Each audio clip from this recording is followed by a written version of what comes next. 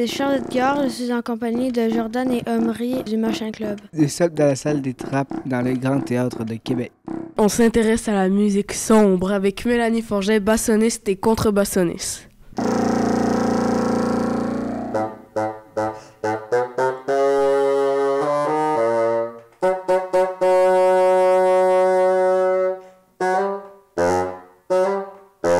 Alors, la musique sombre peut être faite avec les instruments graves, surtout. Alors, évidemment, le contrebasson, qui est l'instrument le plus grave de l'orchestre. On a aussi le tuba, le trombone basse, on a la contrebasse, les violoncelles.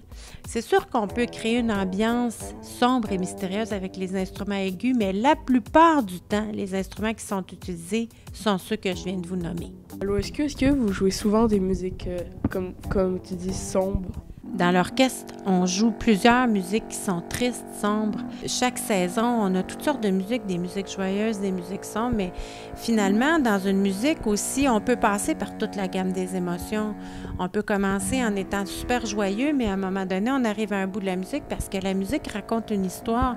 Puis là, on le sent que la musique change, on sent que la musique devient plus mélancolique, plus langoureuse, plus grave, que les cordes vont nous provoquer une ambiance en faisant des bruits plus différents.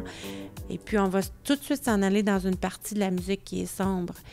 Puis les instruments, justement, comme le contrebasson, la contrebasse, toutes les cordes graves, les violoncelles vont nous aider à produire cette ambiance-là de peur et de musique un peu plus mystérieuse.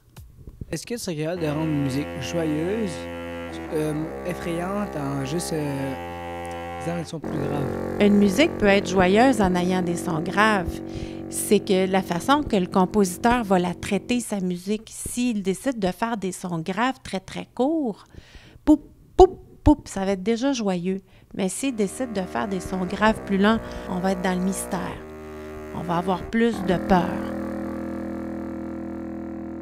Genre, pour jouer de la musique sombre, est-ce que il faut de la pratique ou juste, vu que l'instrument, comme tu as dit, il inspire la musique sombre, ben, peu importe, tu n'as pas à te pratiquer pour faire le type de musique, genre, t'es juste correct. Est-ce qu'on doit se pratiquer pour faire une musique sombre? C'est toujours mieux de connaître l'ambiance qu'on veut créer, puis de connaître l'histoire un peu de la pièce qu'on joue pour pouvoir se mettre dans une ambiance mystérieuse et sombre. Si on est joyeux puis on essaie de jouer une musique mystérieuse, une musique triste, on y arrive moins. Mais si on pense à l'histoire, qu'on essaie de se mettre à la place des personnages, qu'on essaie de se mettre à la place de la Belle et la Bête, d'un pianiste qui joue juste avec une main gauche, on a vraiment, après ça, on peut le transposer dans notre instrument, qui est déjà un instrument sombre, mais quand on y met de la personnalité puis de l'intensité, oui, ça va aider à jouer et interpréter une musique qui est plus sombre.